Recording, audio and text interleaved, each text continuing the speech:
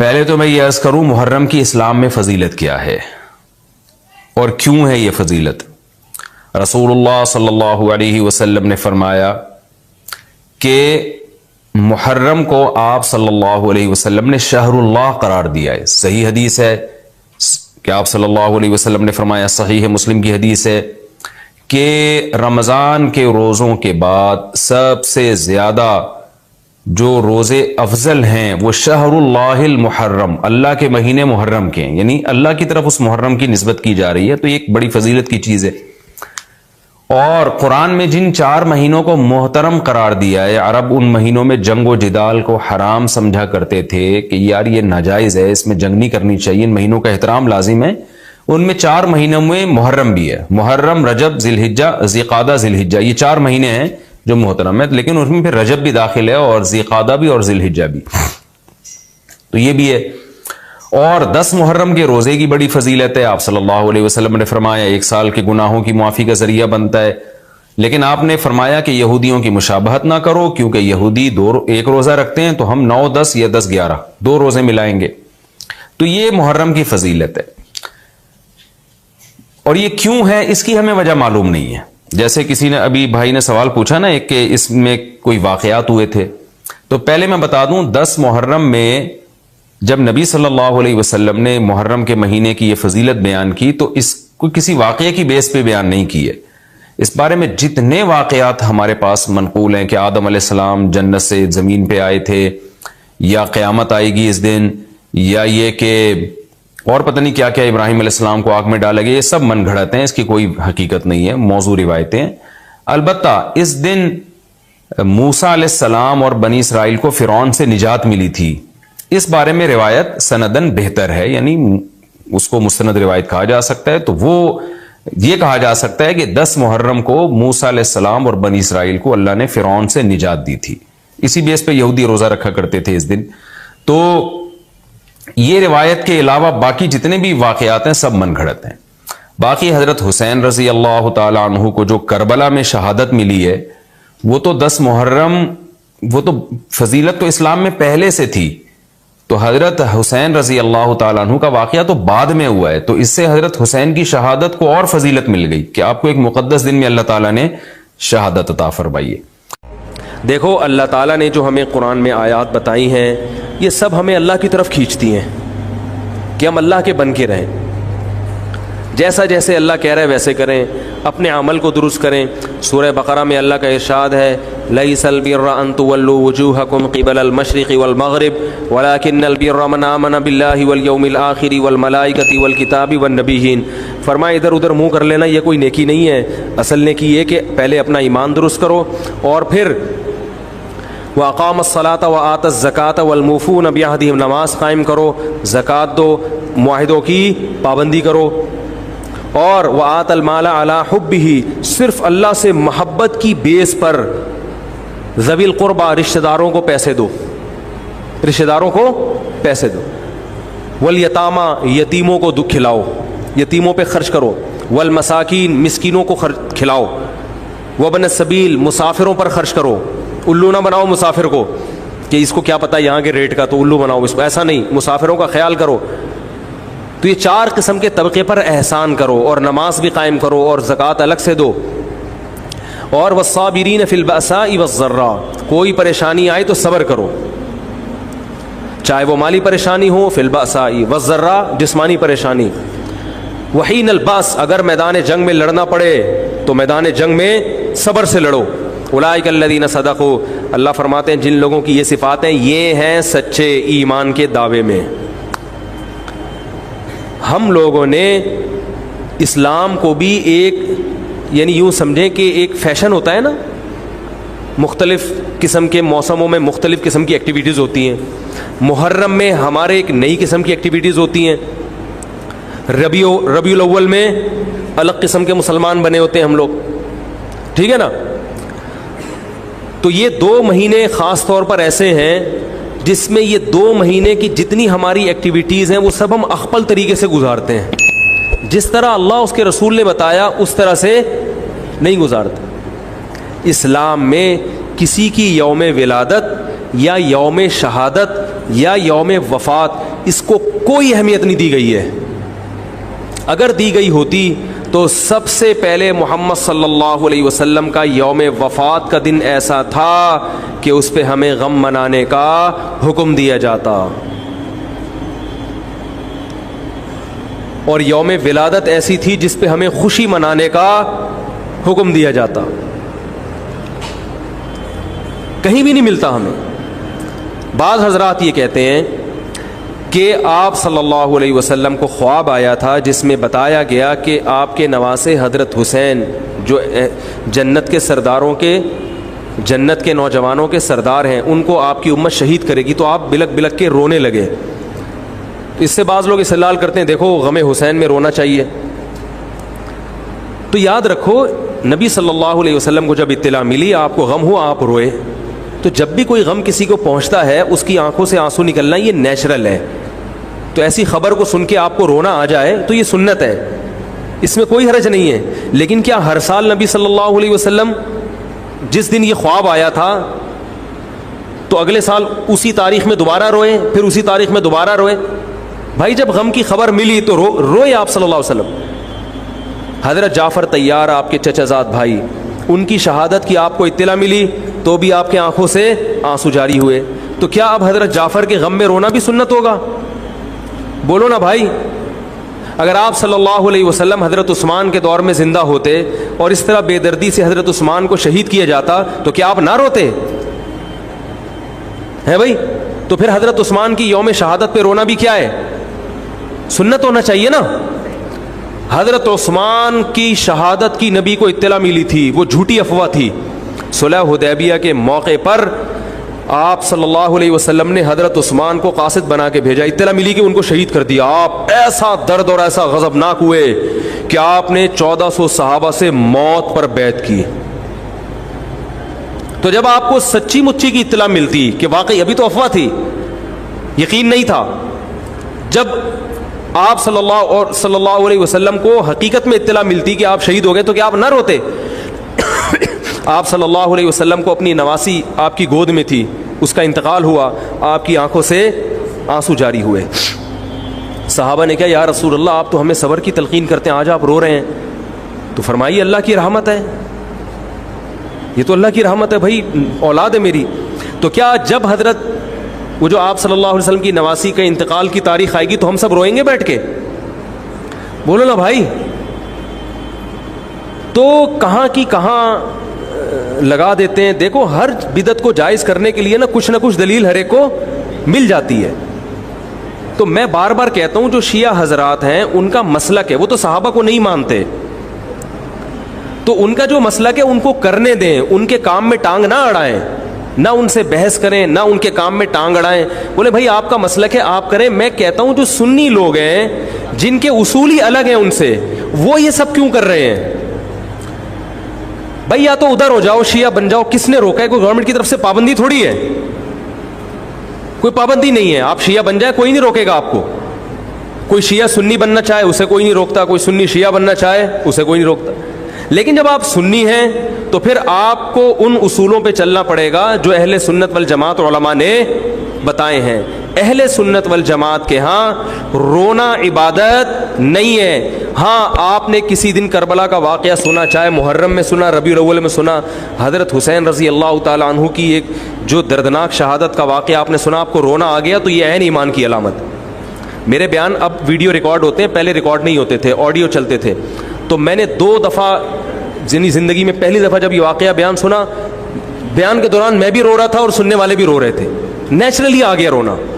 پھر دوبارہ میں نے یہ واقعہ بیان کیا، مجھے بھی رونا آ گیا اور سننے والوں کو بھی آ گیا. یہ نیچرل جو آ گیا. لیکن اگر میں اس لیے بیٹھوں کہ میں روؤں، آج میں پروگرام ہے باقاعدہ، بولو بھائی، رونے کا، اور آپ کو بھی رلاؤں گا. اور وہ محرم کا واقعہ میں اگر ربیع الاول میں بیان کروں گا تو رونا آ گیا مجھے. تو جو خود سے کسی کا واقعہ سن کے رونا آ جائے اس میں پابندی نہیں ہے، بلکہ اہل بیت سے محبت کی علامت ہے. لیکن یہ واقعہ جب ہم نے بیان کیا حضرت حسین کا تو مجھے رونا آیا. بالکل اسی طرح رونا جب حضرت عثمان کا واقعہ بیان کیا تو بھی آیا. ظلم تو ان پر بھی ہوا تھا، کوئی کم تھوڑی ہوا تھا. بلکہ مجھے یاد ہے جب میں نے پہلی دفعہ نبی صلی اللہ علیہ وسلم کی سیرت پڑھی، بالکل چھوٹا بچہ تھا میں اس وقت، میری عمر 9 یا 10 سال ہوگی، اور وہ آپ صلی اللہ علیہ وسلم کی وفات کا واقعہ لکھا تھا. تو اتنے بچے میں تو اتنی سمجھ نہیں ہوتی، لیکن جب مجھے یاد ہے میں پڑھ رہا تھا تو مسلسل آنکھوں سے آنسو بہ رہے تھے. ایسا دردناک واقعہ نبی صلی اللہ علیہ وسلم کی وفات کا. تو وہ تو کسی کے بھی وفات کی خبر جب ہم سنتے ہیں تو نیچرلی رونا آتا ہے انسان کو. کبھی وہ انسان کوشش تو برداشت کرنی چاہیے، لیکن اب ہمارے ہاں واقعات سنا کے باقاعدہ رونے کے پروگرام ہوتے ہیں. یہ اسلام کی تعلیمات نہیں ہے، یہ اسلام کی تعلیمات نہیں ہے، کیونکہ اسلام میں صبر کا حکم ہے. جو خود سے رونا آ جائے نا انسان کو تو وہ ایک نیچرلی ہے. اور کربلا کا واقعہ صرف اس نیت سے بیان کرنا کہ تاکہ میں بھی رہوں آپ بھی رہو، یہ غلط ہے.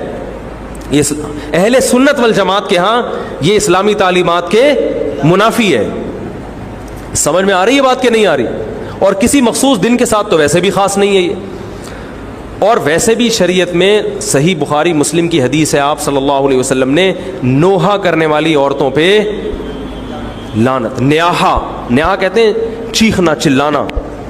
آپ کو پتہ ہے زمانے جاہلیت میں جب کسی کی میت ہوتی تھی تو باقاعدہ پیسے دے کے عورتوں کو رلوایا جاتا تھا، پیسے دے کے. آج بھی بہت جگہوں پہ یہ ہو رہا ہے، پیسے دے کے رلوایا جاتا ہے.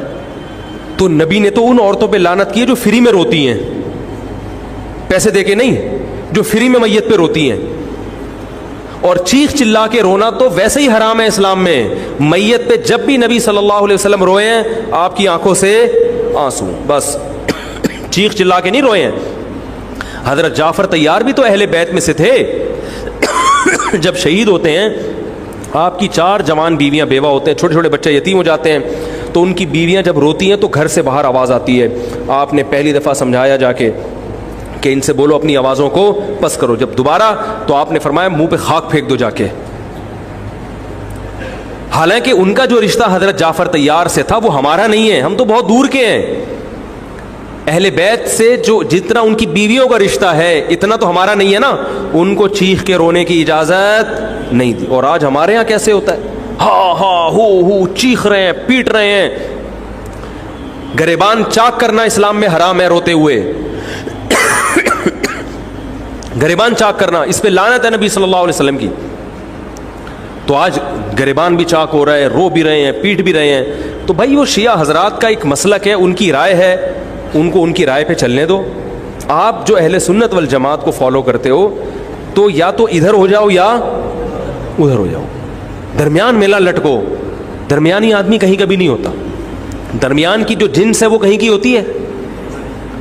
وہ بیچارہ نہ مرد سے شادی کر سکتا ہے نہ عورت سے. وہ کہتا ہے یا اللہ اگر مجھے آپشن دیتا یا تو ادھر کر دیتا یا وہ تو ایک اللہ نے آزمائش بنا دی اس کو بیچارے کو. وہ آزمائش ہے، اسی آزمائش پہ اس کو قیامت کے دن اجر ملے گا. لیکن اپنے اختیار سے انسان بیچ کا بننے کی کوشش کرے یہ ٹھیک نہیں ہوتا. اپنے اختیار سے یا تو شیعہ بن جاؤ یا پورے سنی بن جاؤ. تو اہل سنت حدیث کی کتابوں کو فالو کرتے ہیں، اور جو ہماری بخاری مسلم ہے شیعہ حضرات نہیں مانتے ان کتابوں کو، وہ نہیں فالو کرتے ان کو. تو ہم تو ان کو فالو کرتے ہیں. اگر آپ کہتے ہو میں نہیں مانتا ان حدیثوں کو تو پھر بہت ساری چیزیں اور بھی ہیں وہ بھی چھوڑ دو. پھر آپ سمجھ میں آ رہی ہے بات، پھر وہ بھی چھوڑ دو. تو ہم تو ان کتابوں کو فالو کرتے ہیں. ہمارے نبی صلی اللہ علیہ وسلم کے حکام ہیں میت پہ رونا پیٹنا منع. جب حضرت حسین رضی اللہ تعالی عنہ کا قتل ہوا ہے کربلا میں، اور یقیناً یہ بہت بڑا بدترین ظلم تھا تاریخ کا، تو حضرت جو آپ کے اہل بیت جو باقی بچ گئے تھے ان کا کیا ری ایکشن تھا، جو صحیح اسناد سے جو چیزیں ثابت ہیں ان کا کیا ری ایکٹ تھا. کیا امام زین العابدین نے اس طرح سے نوحے کیے تھے کہ آپ نے سینوں کو پیٹا تھا؟ انہوں نے صبر کیا تھا انہوں نے. اور یہی اہل بیت کی شان تھی. تبھی تو قرآن کے الفاظ کیا ہیں کہ نیکی صرف یہ نہیں ادھر ادھر منہ کر کے نمازیں پڑھ لو، بلکہ والصابرین فی البأساء، جو پریشانیوں کے وقت کیا کرتے ہیں، صبر. تو ہماری نظر میں حضرت حسین کا قتل بھی ایک بہت بڑی ٹینشن، بہت بڑی پریشانی، مگر اس پر ہمیں صبر کا حکم ہے. اگر ہمارے اندر انتقام کی طاقت ہوتی تو انتقام لے لیتے ہم. جو بھی قاتلان حسین تھے ہمیں پتہ چلتا کہ یہ ہے، ہم انتقام لیتے ان سے. اگر انتقام نہیں لے، وہ تو چلے گئے دنیا سے اپنے ٹھکانوں کو. جو جس نے جہنم رسید ہونا تھا وہ تو جہنم رسید ہو چکا ہے. اور اللہ نے حضرت حسین رضی اللہ تعالیٰ عنہ کو شہادت کی برکت سے جنت کے جوانوں کا سردار بنا دیا ہے. تو جس کا جو ٹھکانہ تھا, جس ملعون نے جہاں جانا تھا وہ چلا گیا. اب قرآن کیا کہہ رہا ہے؟ تلک امۃ قد خلت. جہاں بھی قرآن ایسے واقعات بیان کرتے یہ قوم تھی جو گزر گئی. لہا ما کسبت, جس نے جو کیا اس کا بدلہ ملے گا. ولکم ما کسبتم, تم اب تمہارے اعمال اللہ دیکھے گا. اعمال کا مطلب دیکھے گا جن چیزوں کو اللہ نے حلال کیا تم اس پر عمل کرتے ہو, جن چیزوں کو حرام قرار دیا اس سے بچتے ہو کہ نہیں بچتے, یہ چیزیں دیکھی جائیں گی. تو محرم کے ایک الگ, ہمیں محرم نبی صلی اللہ علیہ وسلم کی زندگی میں ہمیشہ آیا ہے, اس میں کیا احکام ہے. محرم میں آپ نے نکاح بھی کیا ہے, محرم منحوس نہیں ہے. محرم تو اشہر حرم میں سے ہے, برکت والا مہینہ ہے. اس میں جو کام کیا جائے گا اس میں برکت ہوگی. اس میں شادی بیاہ کریں گے اس میں انشاءاللہ برکت ہوگی. اس میں کوئی اور عبادت کریں گے اس میں برکت. نبی صلی اللہ علیہ وسلم نے محرم کی الگ فضیلت بیان کی کہ اس میں عبادت کا ثواب, محرم کے روزوں کا ثواب عام مہینوں سے زیادہ ہے. تو یہ سب ہماری شریعت کی تعلیمات ہیں.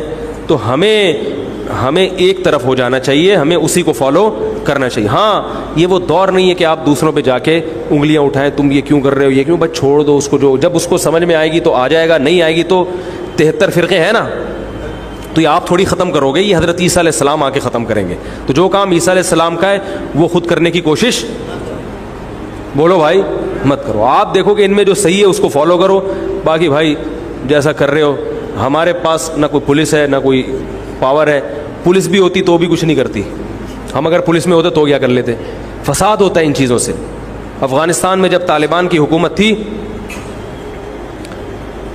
او بھائی کون سی والی گھڑی صحیح ہے؟ میری گھڑی میں تو کیا ٹائم ہو رہا ہے؟ کبھی آگے چلیے. اچھا پھر ابھی بس اذان ہونے والی ہے. ٹھیک ہے بتا. تو کیا کہہ رہا تھا یار میں, وہاں افغان طالبان کی جب حکومت تھی 5 سال, تو انہوں نے بھی شیعہ کے امام بارگاہ کو ختم نہیں کیا تھا. سمجھ رہے بات کو؟ ایک حد بندی کر دی تھی, ختم نہیں کیا انہوں نے بھی شیعوں سے صلح کی تھی, مذاکرات کیے تھے. بھائی ٹھیک ہے آپ اپنی امام بارگاہ کے اندر جو آپ کی ایکٹیویٹیز ہیں آپ وہ کرو. حالانکہ کتنی پاورفل حکومت تھی, اس لیے کہ اتنی بڑی تعداد میں انہوں نے کہا بھائی ہم کیسے پابندی لگائیں, ایک پورا ایسے ممکن نہیں ہے ہمارے لیے. تو گورنمنٹ کے لیے بہت سی چیزیں ممکن نہیں ہوتی, پابندیاں نہیں لگا سکتی گورنمنٹ. تو جو طالبان نہیں ختم کر سکے, حالانکہ طالبان سنی مسلک کے تھے اور وہ شیعہ بالکل ایک.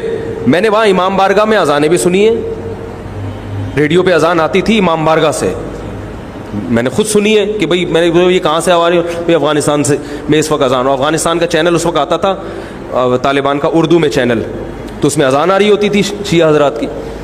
تو فرقواریت کا یہ طریقہ ختم کرنے کا نہیں ہے کہ آپ جا کے ان کو چھیڑیں, تنگ کریں.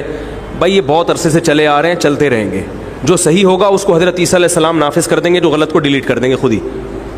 اگر ہم غلط ہوئے تو حضرت عیسیٰ علیہ السلام سب سے پہلے ہماری گردنیں اڑا کے ہمیں ڈیلیٹ کر دیں گے, ٹھیک ہے نا. اگر وہ غلط ہوئے تو ان کو ختم کر دیں گے. تو یہ ان کا کام ہے, آج کسی کے بس میں یہ نہیں ہے. تو میں یہ اس لیے کہہ رہا ہوں کہ لڑو مت, گالی گلوچ مت کرو, فیس بک پہ ایک دوسرے کے خلاف نیگیٹو کمنٹس مت کرو, کیونکہ ہم اختلافات کے متحمل نہیں ہیں. ہمیں بہرحال قومی سطح پہ ایک ہی بن کے رہنا ہے.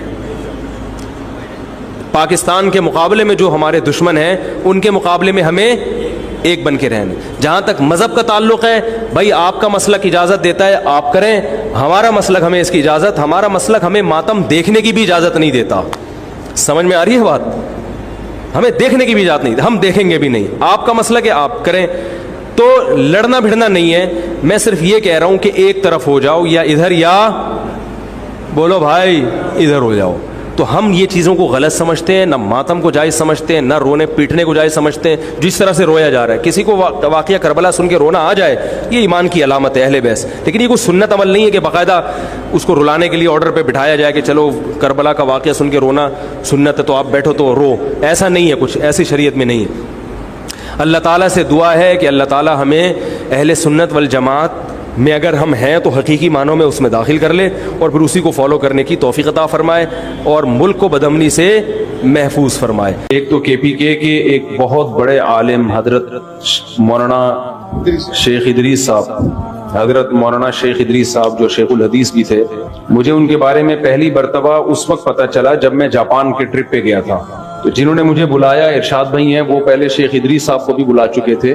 وہاں میں نے لوگوں سے ان کی بڑی تعریف سنی تو مجھے تجسس ہوا بھائی کون ہیں کے پی کے عالم ہیں جن کے علم اور تقوی پہ لوگ اتنا ناز کرتے ہیں، کے پی کے لوگ. پھر میرا پشاور جانا ہوا، گاؤں دیہاتوں میں جانا ہوا، وہاں بھی میں نے ان کے بارے میں سنا. پتہ چلا جامعۃ الرشید میں ہمارے کچھ ٹیچر ایسے ہیں جو ان کے شاگرد ہیں براہ راست حضرت مولانا ادریس صاحب کے رحمہ اللہ تعالی. تو ہمارے دل میں بھی عقیدت پیدا ہوئی. اطلاع ملی کہ جی ان کو شہید کر دیا گیا.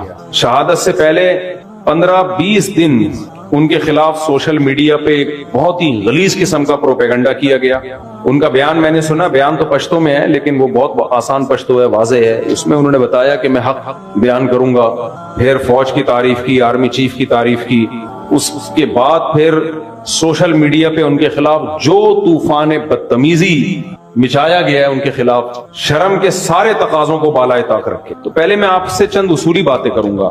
جنہوں نے سوشل میڈیا، جو قاتل ہیں وہ تو دہشت گرد ہیں، وہ تو بعد میں آتا ہوں ان پر. میں پہلے جن لوگوں نے سوشل میڈیا پہ ان کو پریشان کیا، دیکھو اگر آپ کو آرمی چیف کی تعریف پسند نہیں ہے تو آپ بولو کہ ہم شیخ الحدیث کی اس رائے سے متفق نہیں ہیں، بس اتنا کافی ہے. نہ کسی کی عقیدت میں پاگل ہو جاؤ، کسی سیاستدان یا کسی چیف کی عقیدت میں، نہ نفرت میں پاگل ہو جاؤ. ہماری قوم میں اعتدال ختم ہو گیا ہے. اگر آپ کو حضرت کی مخالفت کرنی تھی، جو سوشل میڈیا پہ جنہوں نے ان کے خلاف پروپیگنڈا کیا نا، 15 دن جو اسٹریس دی ان کو، جس عذاب میں ڈالا ہے ان کو، میں ان لوگوں سے مخاطب ہوں جس جہالت کا مظاہرہ کیا ہے. اگر آپ کو ان کے بیان سے اتفاق نہیں تھا، آپ کا خیال تھا آرمی چیف کی تعریف نہیں ہونی چاہیے تھی، زیادہ سے زیادہ آپ بھی یہ کلپ ریکارڈ کروا دیتے کہ حضرت سے ہمیں بہت عقیدت ہے، حضرت کے علم اور تقوی پر ہمیں بڑا ناز ہے، حضرت کی اس بات سے ہم اختلاف کرتے ہیں. یہ ٹھیک ہے اس طرح سے ریئیکشن ریکارڈ کروانا اگر آپ کا خیال ہے کہ وہ غلطی پر تھے. لیکن جو طوفان بدتمیزی ان کے خلاف سوشل میڈیا پہ مچایا گیا ہے، پھیلایا گیا ہے، اس سے پتہ چلتا ہے کہ لوگ کسی سیاسی لیڈر کی عقیدت میں بھی اعتدال نہیں ہے اور مخالفت میں بھی اعتدال نہیں ہے. بھائی اگر آپ کو کسی